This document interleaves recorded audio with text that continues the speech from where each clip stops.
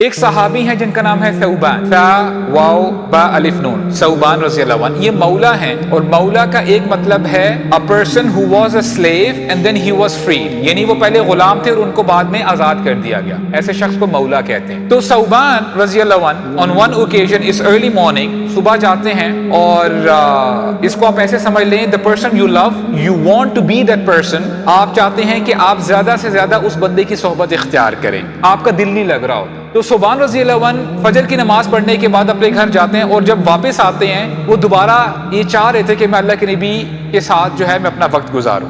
مسجد جاتے ہیں، مسجد میں نظر نہیں آتے. پھر رسول اللہ کے گھر میں جاتے ہیں، وہاں پر بھی وہ نظر نہیں آتے. then the sadness was very evident on his face، یعنی بڑے غمگین ہو جاتے ہیں، پریشان ہو جاتے ہیں، یہ کہاں چلے گئے اللہ کے نبی. تو ابھی وہ چل ہی رہے ہوتے ہیں، آگے سے دیکھتے ہیں رسول اللہ آ رہے ہوتے ہیں مارکیٹ پلیس سے. تو ان کا نا چہرہ کھل اٹھتا ہے اور بھاگے بھاگے ان کے پاس جاتے ہیں، کہتے ہیں یا رسول اللہ I was searching all over for you، آپ کہاں پہ تھے؟ تو اللہ کے نبی نے تسلی دی کہ میں بازار میں گیا تھا، تو سب خیر ہے. تو ثوبان کہتے ہیں کہ اللہ کے نبی خیر نہیں ہے، کیونکہ میرے ذہن میں یہ خیال آیا کہ ایک وقت آئے گا، ابھی تو میں آپ سے ملاقات کرنے کے لیے آپ کو پا لیتا ہوں، آپ کی صحبت اختیار کر لیتا ہوں، but the time would come، ایک وقت آئے گا کہ آپ اس دنیا کو چھوڑ کے چلے جائیں گے، اور ایک وقت آئے گا کہ میں بھی اس دنیا کو چھوڑ کے چلا جاؤں گا. جب آپ جائیں گے تو آپ جنت کے سب سے اعلیٰ درجے پر ہوں گے، جنت الفردوس میں ہوں گے. مجھے اپنا نہیں پتا کہ میں جنت میں جا سکوں گا کہ نہیں، لیکن اگر میں چلا بھی گیا